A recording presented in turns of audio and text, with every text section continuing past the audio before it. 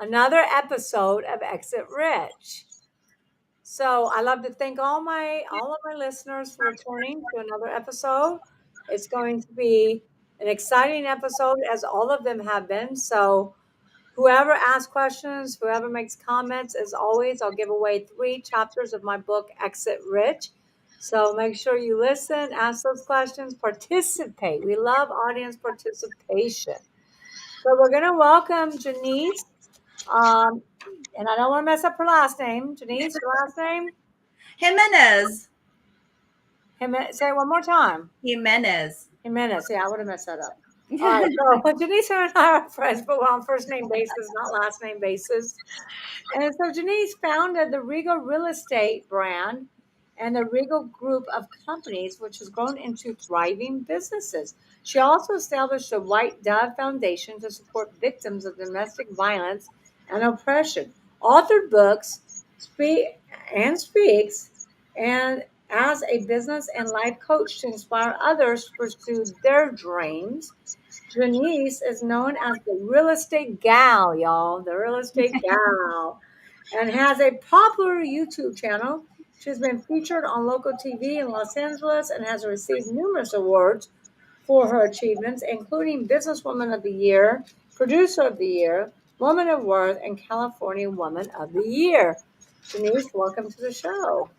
Thank you so much for having me, Michelle. I'm so excited. It's been a really stressful yet exciting time for us. We're getting ready for our R323 event, which you will be one of our keynote speakers. Yeah, so we want to talk a little bit about the event, but first, before we do, let's get to know Janice.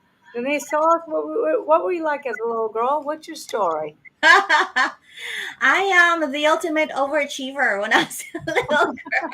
Yeah, because you're a nurse, you're in insurance, real estate, finance.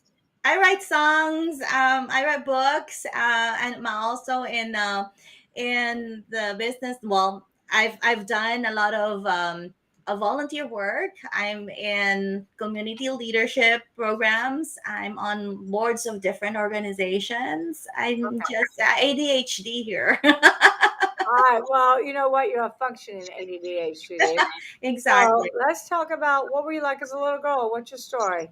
Everybody Okay, has well, a so I'm story. an immigrant. Yeah, I came from Bacolod City, Philippines.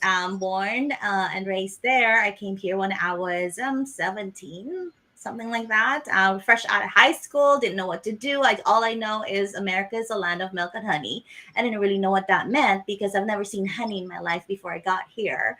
And then, you hear stories about streets paved in gold, money in the streets, all kinds of stuff. And then you come here and you have a harsh reality that you got to fend for yourself, do everything yourself, and, find your way because nobody's going to hand it to you in a silver platter. But money doesn't grow on trees in the United States. You And got no, nowhere actually. you got to grow your own trees and Yes, produce you money gotta plant yourself. and sow and then reap, your own trees here. Yeah. But yeah, all in all, it's been a challenging lifetime, but then it's also a lot of learning, and you pick everything up as you go along. And consider them as blessings because, in my mind, God is preparing us for something much greater than what we have right now and what we're seeing right now. So it's always a welcoming for me. Although, at the time being when you are facing a challenges, it's hard for you to see through that, see through the fog, see through the darkness, but I've always walked with faith. And so I think that's what's one thing that kept me going all these years. So what kept you going all these years to our listeners? What's your story?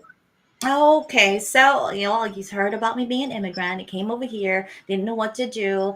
Went with the um, the road of least resistance, which everyone knows that nurses are usually Filipinas, and so I went that route. Well, So I'm what's your story when you were in China?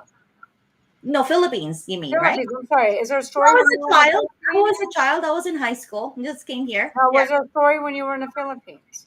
My parents worked abroad, so I lived with a driver and a babysitter essentially in the Philippines. So I basically raised myself with their help and a community of friends and relatives that are living around me.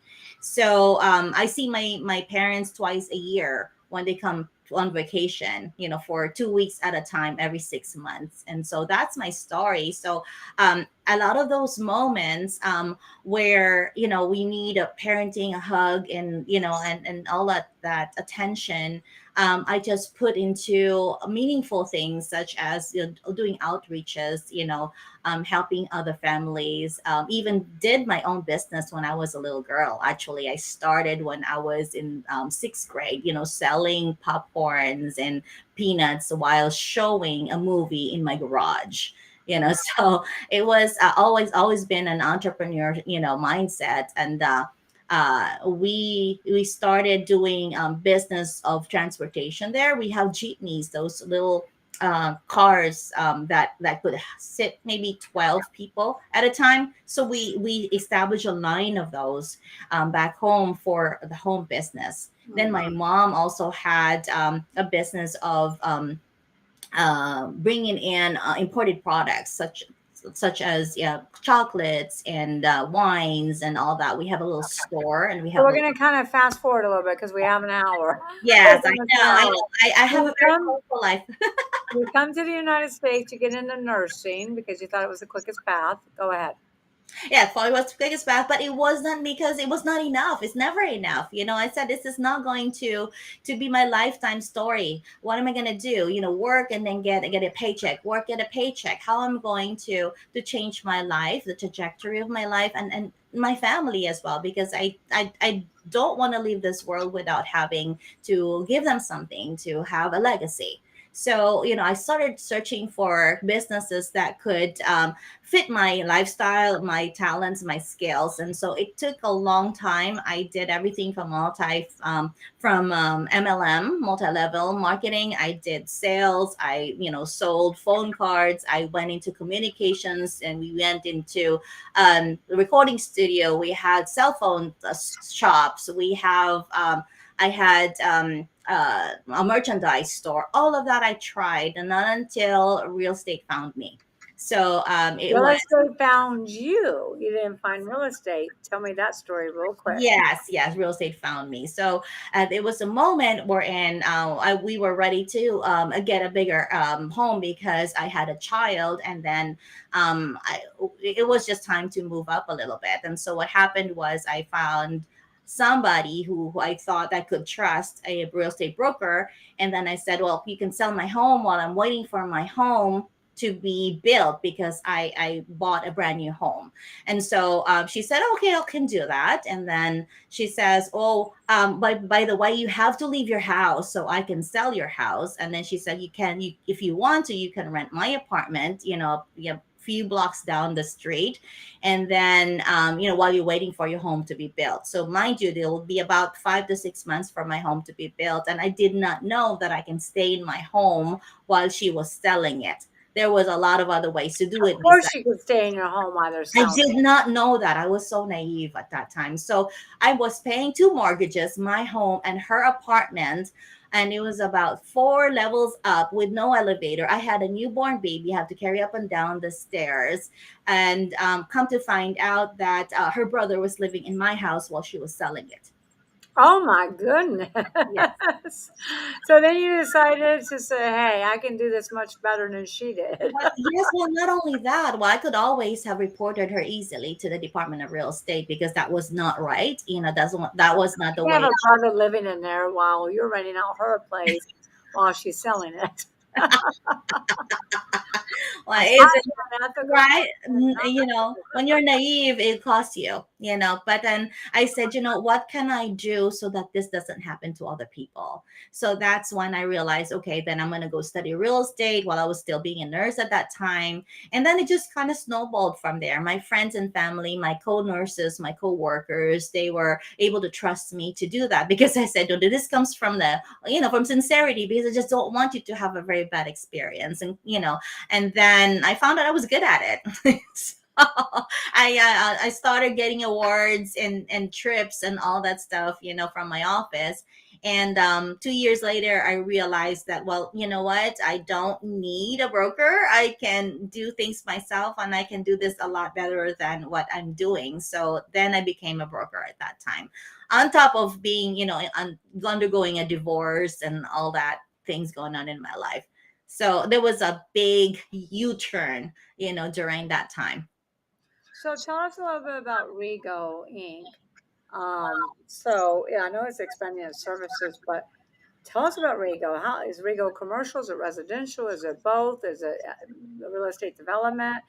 Tell us a little bit about it. Yeah, thank you for asking that question. So, Regal Real Estate and Financial Services is a full house service within the real estate industry. So, what happens is I want to be able to be different and stand out from every other broker companies out there. So I don't want to just take care of you as a buyer seller, and then after a transaction we're done, see you later. I don't want to be like that. I want to be able to take care of them from start to finish and generations thereafter. So I'm also a licensed insurance and life, and also with the asset management and wealth management. So what happens is you come to our company, you come to your office, and then we make sure that you're taken care of even after a sale of your home or after a purchase of your home. We want to make sure you're covered. We want to make sure you're insured. We want to make sure that you're starting your wealth building process at that time. So Um, you're in insurance. So you yeah, sell insurance, and you're also a financial advisor. yes, Okay, that piece I did not know. Okay, cool. yeah. We So, have a branch in our office that so does then that. you take the proceeds from the sale and help them build wealth. Yes, yes, actually, yeah. Because I just feel that it's something that's missing. A lot of people buy and lose their home too without even knowing it, because they're not really looking into, 3 years, 5 years, 10 years down the line. So what I'd like to do, if the client asks for it, of course it would have to come from the client to ask for our services, to say, hey, can we, do our, estate planning from here moving forward? Because you can start with one home and then you can build from there. I mean, that's how I started. I started from one home and then build from there. And also we also do construction. We have construction services. Now we've moved into multifamily as well too. So we now are just started syndicating multifamilies as well, and we work with builders. And so there's a lot of different facets of real estate that we work. And I'm also a banker, meaning we have an in-house lending service as well. So, me being able to look after all the facets of the real estate transaction, I'm able to control things and make sure that it's as much as possible as seamless to the buyer and the seller and everybody involved as possible. But you're specializing in residential. I did residential in the past 18 years, yes. So now we're doing commercial. So now you've moved into commercial. Okay, cool. Um, so how many agents do you have? We are a boutique shop, so we have about 18 real estate agents, and we have 4 loan officers. We service California and Nevada. We Okay, have 2 offices. wonderful. All right, so you're actively involved in the community, right? Both Yes. professionally and through charitable work. You do a lot of charitable work. In fact, you and I met at a charitable event in Pittsburgh. And so, no, I think we met before that. Yeah. Yeah, we met before that. Okay. We just reunited. How has your community involvement contributed to your success in real estate entrepreneurship? You know what? I started being involved in the Philippine American Chambers of Commerce maybe 8 years ago, 7 to 8 years ago, and that was when I really enjoyed, doing community service back home in the Philippines. Like I said, I was already doing that, and it just kind of rekindled, my love for community service. So I joined the Philippine American Chamber of Commerce of South Bay, Los Angeles area, which is around where I live. And then we reignited the community into doing a lot of activities that involve families and communities and bringing them together, and most especially helping them with their entrepreneur and their small businesses. So we offer a lot of help when it comes to resources and funding, especially during our COVID time, to the small businesses and entrepreneurs around our area. So And on these top are of, small businesses associated in the real estate community, right? no, it doesn't need to be some. No, it's actually all kinds of businesses who are members of the Philippine American Chambers of Commerce. Okay. Then about 3 or 4 years ago, we made that even bigger, which six of the chambers of commerce, Philippine chambers of commerce in the South Bay, had formed a coalition of Philippine American chambers of commerce, and that stretches out to the entire America. So we're like 36 chambers strong now. So we founded that. So now it's really full You fledged. founded that. That's great. We co-founded it. There's 12 of us that co-founded that. Yes, we just pull up resources together. I can't take all the credit. Most of us have done more than the others. But yes, it has been a collaborative work because again, no one's an island. You need community to be able to do bigger things. Right. Okay. So you've got over 18 years in the real estate industry. 20 next year. Oh, 20. Well, you need to update your bio. Yes, So 19 you and 20 next year. Yeah. you must have seen various market trends. You know, you saw the 2008, 2009, then you saw what happened during COVID, and you see what's happening now with the higher interest rates. What are some of the most significant changes and challenges you've observed, and how have you adapted your business strategically, your business strategies accordingly? Because Oh my you gotta adapt, right? Gotta be goodness. flexible. Gotta Well, pivot. obviously, you gotta be resilient. You have to make yourself resilient one way or another. If you want to be in business for a long time, no matter what kind of business you're in, you have to be adaptable and resilient in times, and you have to be ready. You can't just say, okay, I'll cross the bridge when I get there. That does not apply, when it comes to business. I have to be honest, I have failed a lot. I've made mistakes along the way. I did not have a mentor earlier on during my career. So all of that is trial and error. I'm going to try this one, see if that works. I'm going to try this one, see if that works. But then again, on top of that, you just have to make sure that you're taking care of your clientele. That's the first foremost for me because they're the ones who actually got me going through the rest of the time during the challenges, the heydays and the maydays, right? So I've always had a stream of referrals from my clients, and I love them dearly. And the list just keeps growing and growing. And no matter how much um, marketing you do, nothing really tops referrals from your happy clientele. So that's, I think, if you come from a place of service, money will follow and you become resilient and just learn from the mistakes that you did. Just don't repeat that because then that's going to be insanity, right? You just need to learn from them and move on. Get So you gotta hold on a second because you just packed a lot of golden nuggets in there. Let's unpack a couple of those real quick. So, what was your biggest lesson on failures? lesson on failures is you know what? Be quick in making decisions and be accountable for it, right? So when you decide and do that, just do it and be accountable. If it works, great. If it doesn't, you know what? Pick up the biggest lesson you get from there and then move on and don't do that again. That's And it. fell forward. Don't fell backwards. Exactly. Okay. There's a lot of questions on the field there.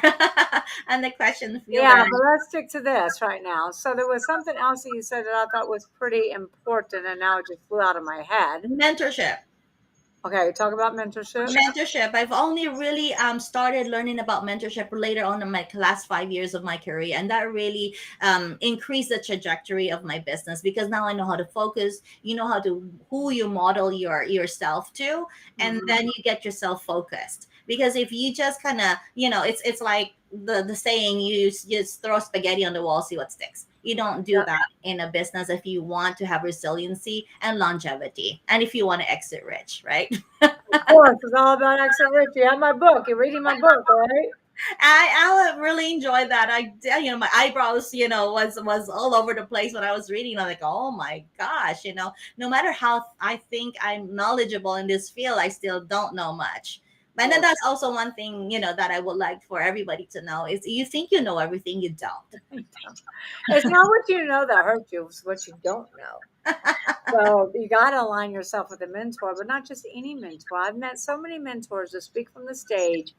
And look, there's a lot of great speakers out there that do what they said they're going to do, but there's a lot of foxes in sheep's clothing, lions and tigers, whatever you want to call them in sheep's clothing, that completely will rip you off. Right. So make sure you find the right mentor, somebody in your industry that's been down the road you want to travel.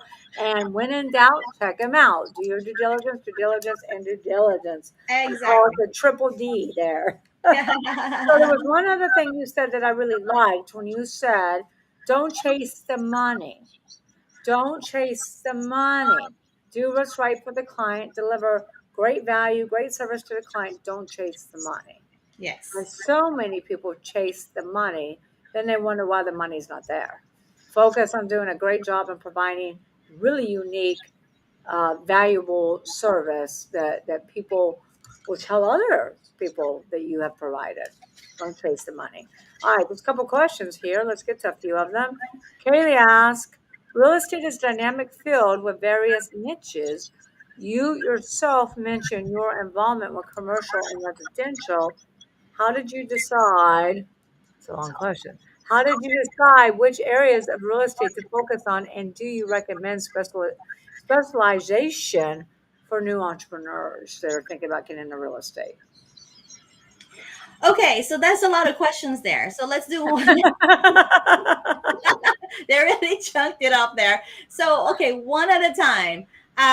Involving commercial and residential. I said earlier, the first 15 years is all residential for me. I know that in the back of my hand I can do that while I'm sleeping. That's because of the experiences. That's because of the I seem to get all the hardest transactions, in that time, because everybody else that's easy will go to the commercial ones. They will call their bank, the institutions, the rocket mortgage, all of that stuff, right? They will call the 800 number. Now, once they find out that these people cannot do it and that they need an extra love and attention to make a transaction happen, then they find me.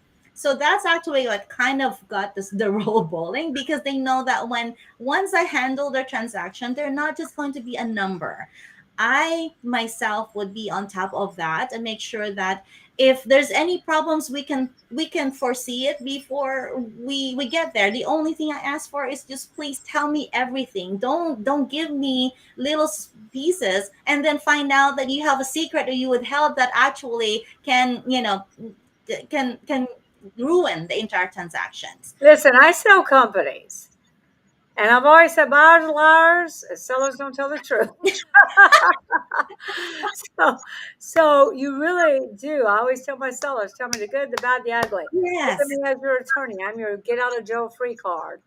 And same thing with buyers. But yeah, I mean, especially sellers, they hide a lot of skeletons and Yes. they don't Yes. want to disclose it. And then buyers do too, of course. But yeah, I think that's the number one challenge for real estate agents, brokers, developers, investors, and also M&A advisors is tell us the truth, y'all. Yes, yes, please. Yes, please. And so, the people think that once they call these big companies, they can get away with that. No, it will come up, So that's the best thing is that be honest with everything right up front. Before we do any transaction, we will look into you pre-qualify you. And when we say pre-qualify is we get to every little thing that could potentially harm the transaction and we can Yeah. fix that. And I'll tell you, you know what? You're not ready right now. Maybe in 6 months, let's do this first. Let's fix your credit first. Let's build your down payment first. Let's Yeah. look at what needs to happen, what needs to be in your bank account, where you're supposed to deposit things. Don't buy this stuff. So these things are very important. So yes, yeah, you have to, I think, be knowledgeable on the stuff that you want to be in. That answers the specialization thing. You got to know how to do this before you venture into something else. I agree 1,000%. I think if somebody tries to get into commercial and residential at the same time, it's just a disaster waiting to happen because they're two different They're animals. two different animals. Yes, Very different. And the way you deal with residential clients and residential, real estate is completely opposite of commercial clients. And it's two, like I said, two different animals. So I think you did it the right way, Janice, because you really focused on residential. You got your feet in the ground. Now you have learned, like you said, you don't know anything, but you know quite a bit. And now you're venturing out into commercial. And I always tell people, this goes for real estate agents, this goes for developers, this goes for all entrepreneurs. You can never survive your business if you only have one profit center, one way that you get paid. Because if there's going to be a huge shutdown in real estate, like there was that bubble in 2008, 2009, well, that might be shutting down residential commercial, but guess what? Now she's got an insurance company. Now she's got financial advisory company. So she's growing her profit centers, her revenue streams, but she's doing it smart because she's doing it congruently. So a lot of people say, "Oh, I got a real estate agency. Let me go open up a restaurant." Look, there's nothing strategic about that. So she's doing it the right way. So I say, if you're going to venture into to real estate, pick your poison in the beginning. Stick to that poison for a while before you venture on. It's like me. I've always wanted to get in real estate investment and real estate flipping and all that stuff. I'm like, wait a minute, I really got time now, and I need an expert to do that for me. So I'm going to look for somebody like Janice and real estate investors that know what they're doing. So Hayden asked, entrepreneurship often involves taking taking calculated risk. Can you share a specific instance where you took a significant risk in your real estate business, and how did it turn out? I got plenty of She did say she spelled a lot, y'all. She spelled a lot. Well, we're not going to go into the fail part. I guess you can, but To me, failure is not failure because it's failure is not not. permanent No, unless you no. decide to quit. You decide to quit, then it's permanent. Right. Otherwise, failure is not permanent. It's a lesson. Mm, It's mm, a lesson forward. yeah. But go So ahead if you want to take that question. no. I do. And actually, this is just really recently in the last couple of years where there's COVID and then all that stuff when everybody's kind of first part of that everybody wanted to buy, right? And then everybody didn't want to buy. Okay, so when as people started not buying because of the rising interest rate and the fear of the pandemic and things like that, that's when I really got out and bought stuff. In fact, if I have to be completely honest, this was against the advice of my husband. He's very, very calculative, and he listens Conservative. calculative. He listens to the noise of the internet, and I told him, and it straight in the eye, and I told him, who do you listen to? I said, I'm the real Segal. I'm right here in front of you. And why are you listening to the internet? And so I bought properties and properties. And so now that there's a slowdown in the sales of real estate everywhere nationwide, I am getting residuals and passive income from the rentals of the properties that I've bought over that time when everybody was fearful of buying. I'm still buying at this moment in time. In fact, one of the biggest changes, actually not changes, but the biggest in my mind, it's a risk because I've never had a partner before, but I took on a bigger risk of taking on a partner who I really really trust and have worked on for several years now. And so that's another facet of the real estate industry that we've started the real acquisitions. That's the syndications and the multifamily investing that we've started together. And so he's seen my potential, I've seen his potential. I think we just put our strengths together. And so that's one of the risks that I took, but I don't think that it's a risk though. I think it's a calculated risk because I know that we both have our own strength to put together in this business. And we've already started ball rolling. And then part of that is purchasing properties. We've got a couple of things in escrow. We already bought a 382 unit in Texas. And so now we also have this R323 event that we're doing together to spruce up the entire community of real estate. And so it's not just us, it's also, again, we both like to be in the service industry where we want to give this opportunity to homeowners and investors, newbies and real estate agents, and everybody who's thinking into delving into real estate for their wealth plan, to come out there and and explore what they can do for themselves and how Okay. we can help. We're going to talk more about the event, but again, you gave a lot of golden nuggets, and I don't even know if you realize when you're giving them. I know. I don't know. So let's unpack a couple of those really quickly. Number one was I didn't get scared. I didn't panic. Yeah. I started to buy when everybody stopped buying. Even though my husband listened to all the noise, I didn't listen to him. And I continued to buy. And so that's another thing. There's so many opportunities out there when the interest rates raise. You can't get financing. There's a bubble. There's a this. There's a that. The economy. All the issues that we've been facing over the last decades.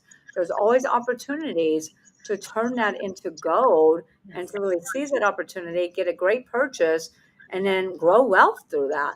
I mean, there were more millionaires, billionaires born out of the recession, Absolutely. the Great Depression, the Great Depression than ever before. And then same thing during the 2009, 2008, 2009 debacle. And even COVID, people seized on opportunities. So when others get panicked, when others are panicked, you take action. Calculate Warren Buffett, right? Said that. take action, take risk, but take calculated risk. So that was huge. And he said something else. Oh, partner. So partnering with somebody. Here's what I got to say when you partner. Do your due diligence, the triple D. Yes, you're right. You're Due right. diligence, due diligence, and make sure you set up your corporate paperwork. Make sure you have that operating agreement. Make sure you're papered very well. Okay. So then Emily asked, what role has networking played in your success as a real estate entrepreneur? And do you have any tips for building and maintaining a strong professional network? Wow. Okay, you touch a really significant string there because I mentioned earlier about 7 or 8 years ago I joined the Philippine American Chambers of Commerce, and so I was not really a part of any big organizations in the past except this one. It became my baby. So I helped with. Making this organizations bigger and give it the best capacity in return. The community was able to find me. They were able to learn about what I do as a service. So giving service begets, getting that trust from the community because they know they can find me. They know I'm a good resource. From then, I was known as a self-based go-to girl because people come to me for any questions like, who do I go to for this? Who do I do that? What do I do here? I may not know all the answers, but I know where to get those resources from. So I'm like, okay, you go see this person. I'm going to connect you to this person. And so that was how networking helped me because people now, come to me for that. And you know what? They remember that when the time that they need my services, they remember me because I was able to give them service at some point in time. And so when you do networking, it's not like you're giving people your business card and rubbing it in their faces. No, it's not. It's how can I help you? How can I serve you?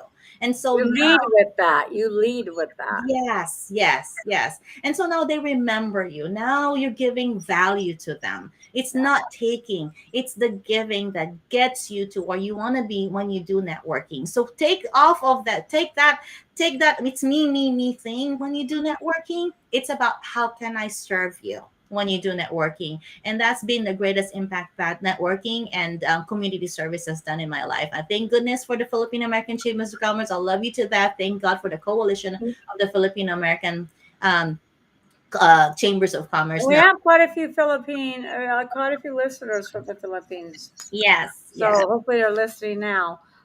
You said it's another golden nugget and you don't even know it. when you We should write a book. Write this book. Just golden when you nuggets. said you don't know everything, but you'll find out. When somebody acts and tells you they know everything, run, Forrest, run, Forrest, run. So I like that too because that's what I do when I'm networking. I don't know I don't know everything. I don't know, how do you do this? How do you get that done? Da da da. But guess what I do know? I know I have a huge network that I Yeah. can go to, and the answers are in your network. Yes. Always say your network equals your net worth, right? Yes. And so Tib asked, how important is market research and analysis in the real estate industry, and what strategies to use to stay informed about market trends and opportunities? That's such a great question. There's always going to be resources everywhere, and find the one that's really reputable, and then be on top of things. I'm always going to be on conferences for, say, real estate and for lending and for market trends. I'm going to be in there. I'm going to be talking to the top people that knows what they're doing. I'm listening to podcasts of people that are doing this as their daily work, not just be their podcasting because somebody else feeds them their information.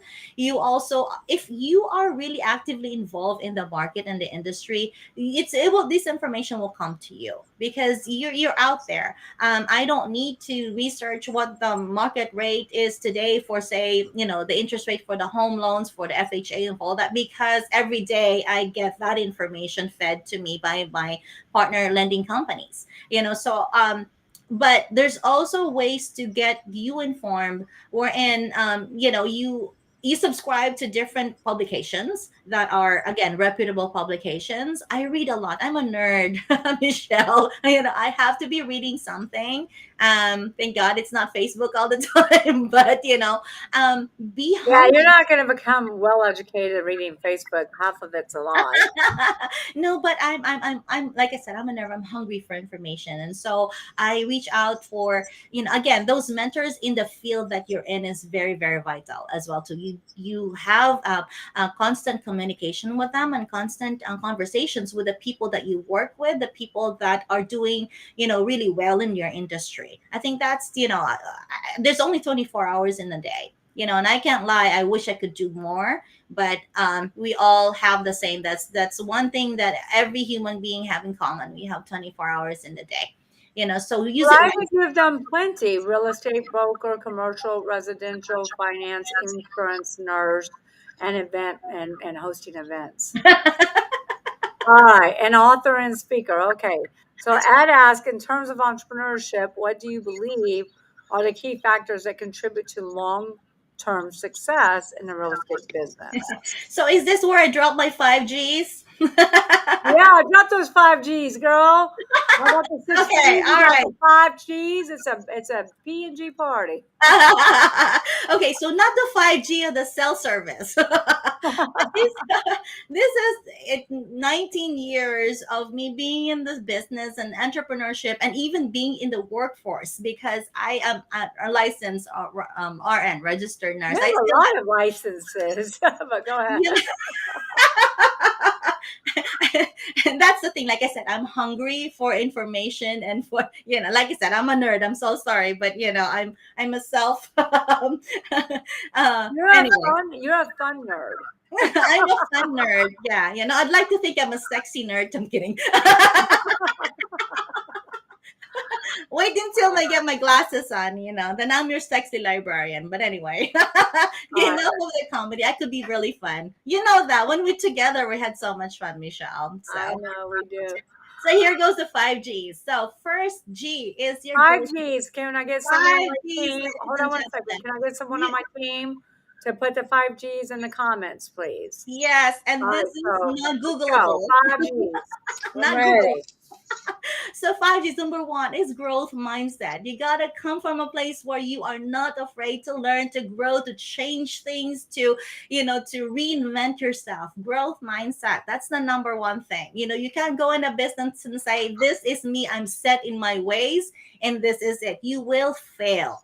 So That's it. STI, we got growth mindset is number one. Number one. And number two is grit. You gotta have grit. And Now what's you're grit? taking my word. That's my word, Grit. Oh yes, what is grit? So G is for gut.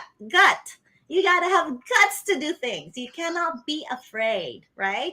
And then R is for resiliency. You gotta be resilient. You're going to be bent over How backwards is forward. all a part of G? No. The G, and then the second G has the grit, and I'm gonna spell out the grit. Okay, so we got growth, we got grit, we got guts, So and so we the got so the The grit spells out GRIT, right? So we'll spell out the grit. Oh, okay, spelling out grit. Okay, Yes. got it. Resilience is number 4. So G for the grit is guts. R for the grit is resiliency. I for the grit is intensity. You got to be focused and intense. Intensity. And then the T is tenacity. Oh, You got to be able to love know. it. So let's spell out grit one more time. If my team can put in the comments, because I don't see them All popping right. up, that So would be great.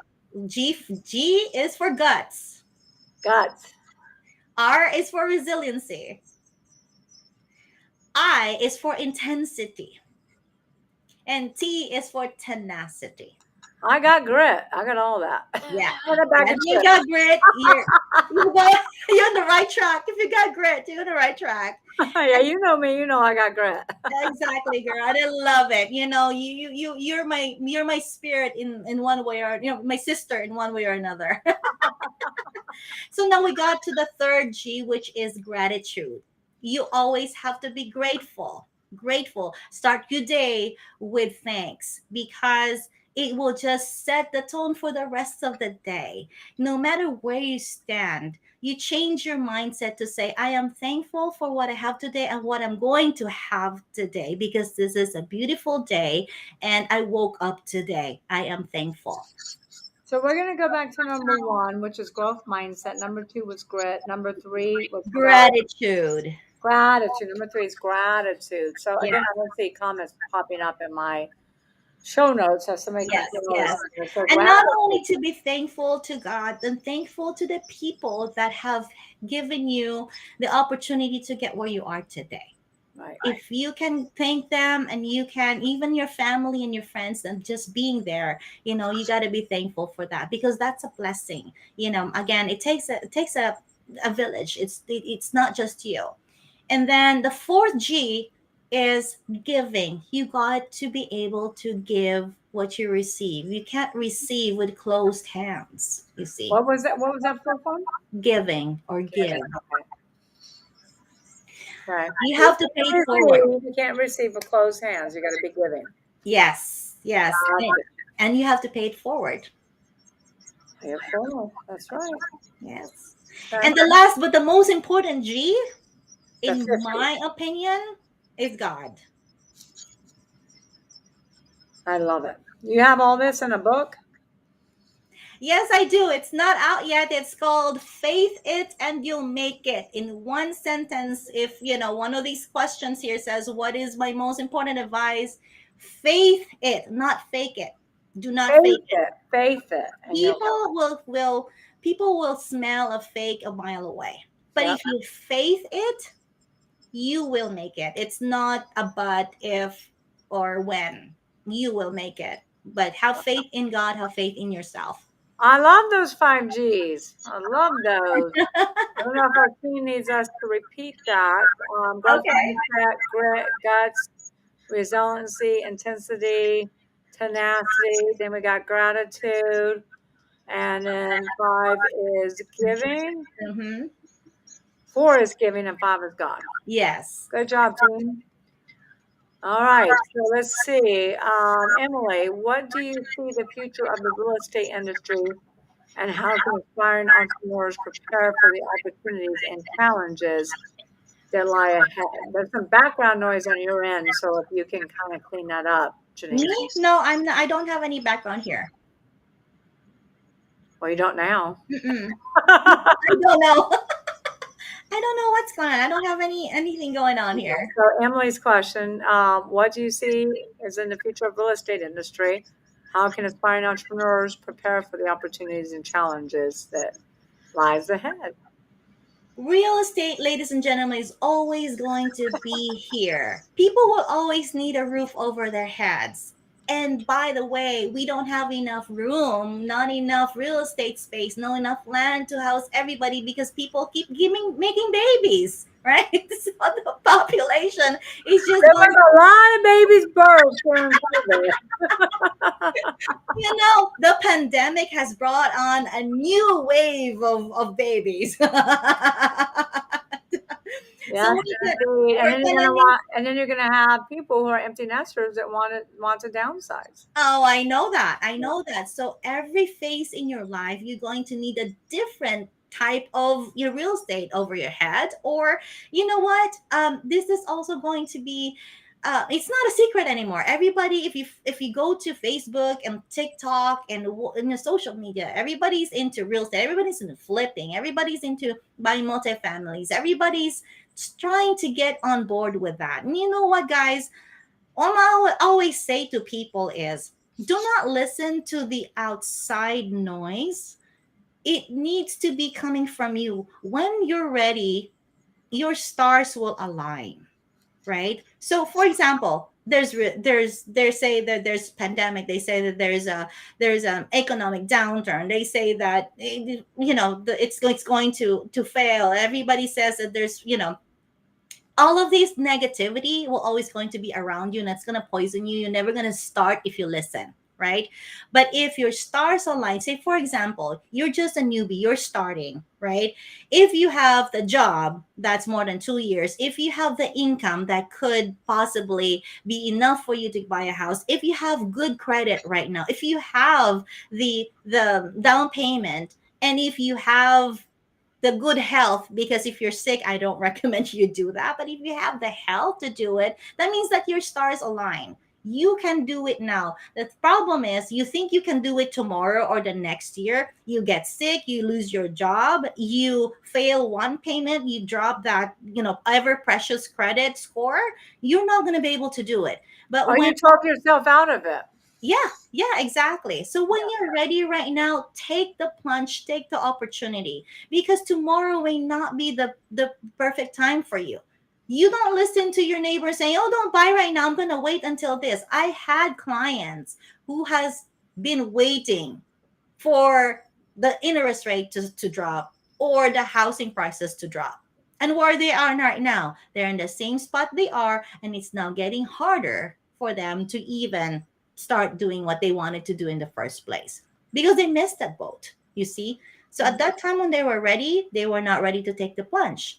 So I think that's one of the best things that I can say is listen, get yourself a good agent's broker, mortgage broker, somebody who can really look into your personal circumstances and situations. See if your stars align. And when I say stars, all these things that make you qualify to do something right now. So if you do Agree. that, take the plunge because again, tomorrow, the next day, you can get COVID, you can't buy a house. If you get sick, can buy a house. You lose your job, can't buy a house. You see? So you miss one payment on your credit card, your scores drop, can't buy a house. Sorry. So if you want to start now when you can. Yeah, and you unpack some nuggets that you probably don't know. One was, don't listen to the outside opinions, but also don't listen to the thoughts in your head. That's Because a lot of times we do listen to outside opinions, but what kills us more is all the thoughts in our head. And that's what really hurts you from being the best that you can be, from making great choices and decisions. And that's what really hurts you from having a quality of life. well And again, then when remember you I listen told to you. opinions, do not listen to opinions. What you need to do is get mentors who are in the industry that you're trying to dive into and listen to their experience, Mhm. not opinions. And then beware of the buts. But I just don't have the time. But if I can just pay this debt off. Yes. But if I can get my husband on board. Everybody's got big butts. So we got to stop listening to, we got to get the butts out of our way as well.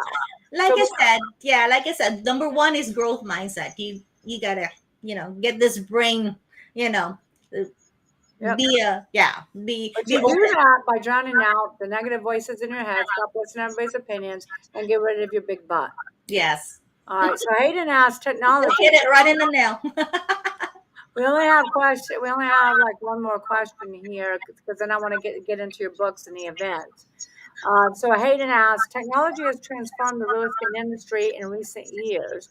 what are some of the most significant technological advancements that have impacted your entrepreneurship in real estate? Aha, good question. Good question. So, if I may just say it lightly, right? It hasn't really impacted my business that much because me being a service involved person, I still need to be the one who's talking to my client.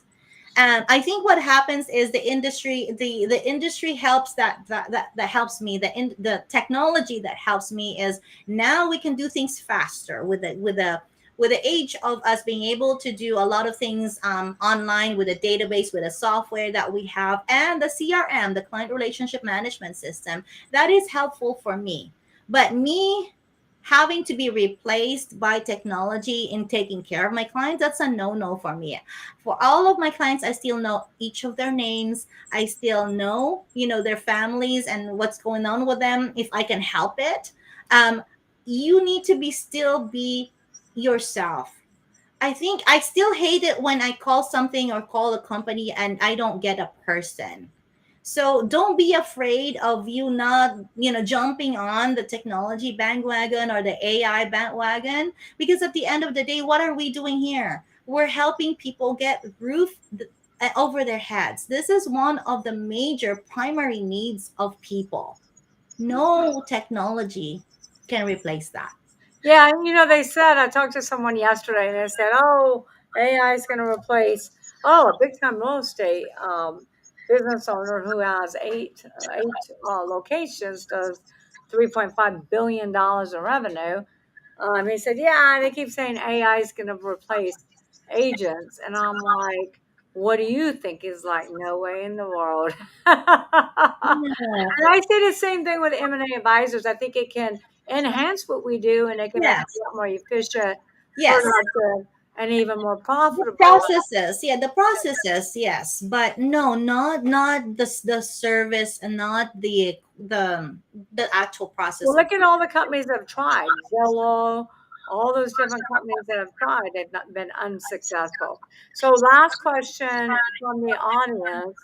Kaylee asks, how do you adapt your business strategies during challenging times, such as recessions or market downturns? I think we touched on that earlier before. We gotta, we have to be able to be ready for that and have different avenues of income, not just one, right? I think we went into that into detail. Okay. So, we got a few more minutes here, and I know you're headed to an event to speak. Yeah, yeah, I will be with the assembly member Mike Gibson of the 64th district. So. All right. So let's talk a little bit about your books, book coming out, anything you want to talk about specifically? Well, I just wanted to my book, the Transforming Pain into Purpose, the collab book with the other amazing authors, is still out in Amazon right now, and it's available for either purchase or hard copy, or download, and it's called Transforming Pain into Purpose. These are really really inspiring stories of the women who have encountered a lot of difficult traumatic experiences in their life and how they went through that. And we didn't touch on that on this call, but that would be another facet of me that a lot of people don't know about. And the only tidbit that I say is that whatever you're going through right now, if you're going to get through it and transform that energy into purpose. Don't let that bother kill you, or just destroy you. Embody and bottle that power and energy into something that's going to turn it into purpose. And that's what I did during that dark times in my life, and that really helped pull me out of that and brought me to a new place, a more beautiful place. And you learn to see that all these things really that you're undergoing in your life, it's not about destroying you. It's actually, like I said earlier during the call, is that all these experiences, you are just being transformed, and you're just being trained to do much bigger things than what you dream of, or what you ever be being able to see at that moment in time. And I think the biggest thing is mindset. Yes, yeah, and ask yourself, why is this happening for you and not to you? that's right. Yes. And that's what Tony Robbins continues to say. But everybody gets stuck in the victim mentality. It's happened to me. This happened to me. This happened to me. No, it happened for you. What are you doing with it? Yes, yes. Yeah, and then I'm gonna be writing, I mean, putting together the 5Gs book, so we're gonna meet. That's that's sometime after this event over here, and get that together. But for right now, this is what's keeping me busy, is the R323 event. It's the Rev Up Real Estate Rally, ladies and gentlemen, and it's 2023, so it's 23 because it's actually a biennial, meaning it happens twice a year. October in Los Angeles and every April in Las Vegas, which Miss Michelle Tyler Tucker is going to be a keynote speaker on both of them, which I'm so very excited, to share with everybody. Yay! So October 13 and 14, I will see you in 9 days, Michelle. I'm so excited. Speaking in front of 800 to 1,000 people in LA and then probably even more in Vegas. So I'm Yes, excited. Thank you for the opportunity. I'm truly yes, grateful yes. for you. Yes, and so yes, we've put together really a really great and educational panel of speakers. Plus, there's expos, there's exhibitors from different facets of the real estate and the small business facets, and then we have our salsa night, because business really happens, believe it or not, not in conference rooms and and all these things, but it happens through over lunch, over food, over dancing, over where you're having a good time because you're getting to know who you are dealing with, right? You're getting to know the person, you're getting to know who they are in actuality, because how you do your regular things is how you do your life, right? So if you take care of little details on your normal living and you're outside of your business, that's what you do too on your business. You take care of the details, you take care of the little So things. people can still attend the event, right? The Yes. October 13th and 14th. Oh my gosh, I'm speaking on Friday the 13th. Oh, well, that's a good thing. I think that's luck. I think it's lucky. That's free. Free. Can we like emphasize free for everybody? Well, except for the salsa night. That's a private, and you could upgrade your free tickets to join us at the salsa night. So how did they find out about the event? We please go to Rev Up Real Estate Rally website. That's www.revuprealestateraly, or the quickest way to do it is to use your phone to text rev up, REVUP, to 26786. The number is 26786. If you can just put that on the chat, just Yeah, text can my team do that real quick? Put that in the chat. So say that one more time so I got it, please. rev up, REVUP, to the number 26786. 26786 team. If we can put that in the chat, that would be great. And she's got plenty of availability because I know you're having it in a big place. Yeah. All right. If we can add that to the comments, any last golden nuggets for entrepreneurs? Just do it. Okay, Nike. All right, Nike. And it's I so wasn't true. paid. I wasn't paid to do that, but I think that's what happens is that people are always afraid to take that very first step. Yeah, So a journey of 1,000 miles must begin with a single step. So do it. just do it. I agree. Just do it because you can, they call it analysis by paralysis. So people, they, they analyze everything to the nth degree, and then they're paralyzed, so they never take any action. Then they wonder why they've never grown themselves as a person and themselves as a company. And I always Right. say you never can grow the company beyond what you can grow the owner. That's true. Very true. Well, you've been a wealth of information. Thank you so much. I know you got to get to go. You got to hurry up. You got to get to I know. I gotta sleep. fly now. And you're probably late. And so, thank you to all of our Exit Rich listeners for tuning in to another episode of Exit Rich. It was great content, great golden nuggets, even if you didn't know it. Great stuff here.